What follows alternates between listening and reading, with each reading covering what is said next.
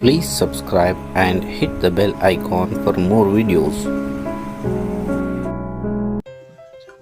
Hello, welcome to learn English.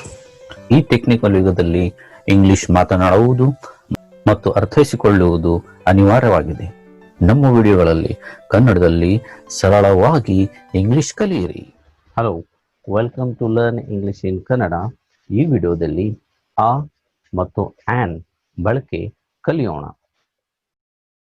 ಆ ಅಥವಾ on ಅಂದರೆ ಒಂದು.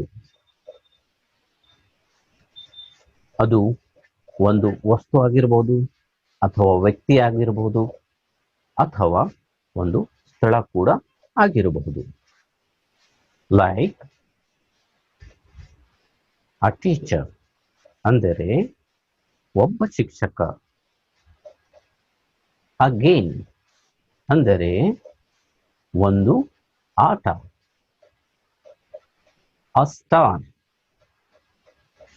ಒಂದು ನಕ್ಷತ್ರ.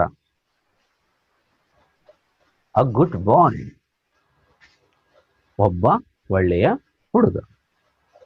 ಇನ್ ದಿಸ್ ವೇ ಏಕವಚನ ಪದಗಳು ವಾವೆಲ್ ಸೌಂಡ್ ಅಂದರೆ A, E, I, O, U ಗಳ ಶಬ್ದದಿಂದ ಪ್ರಾರಂಭವಾದರೆ ಆನ್ ಬಳಸಲಾಗುತ್ತದೆ, ಇಲ್ಲದಿದ್ದರೆ ಅ ಬಳಸಲಾಗುತ್ತದೆ. ಇಂಗ್ಲಿಷ್ನಲ್ಲಿ 5 ಸ್ವರಗಳಿವೆ, ಆದರೆ 20ಕ್ಕಿಂತ ಹೆಚ್ಚು ಸ್ವರ ಸಂಬಂಧಿತ ಶಬ್ದಗಳಿವೆ. Look here. ಆನ್ ಎಂಜಿನಿಯರ್ ಅಂದರೆ ಒಬ್ಬ ಇಂಜಿನಿಯರ್. ಆನ್ ಅನಿಮಲ್ ಒಂದು ಪ್ರಾಣಿ. ಆನ್ ಅವರ್ ಒಂದು ಗಂಟೆ. ಆನ್ ಎಕ್ಸಲೆಂಟ್ ಬಾಯ್ ಒಬ್ಬ ಅತ್ಯುತ್ತಮ ಹುಡುಗ. ಈಗ ಈ ವಾಕ್ಯಗಳನ್ನು ಗಮನಿಸಿ. Ramesh is on engineer. Football is a game.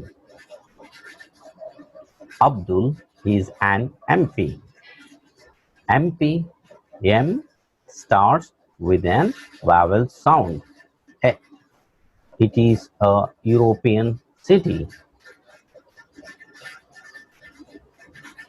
Now, pause the video and complete these sentences with a or an. I do hope today's topic is clear. Meet you in the next video. Thank you very much.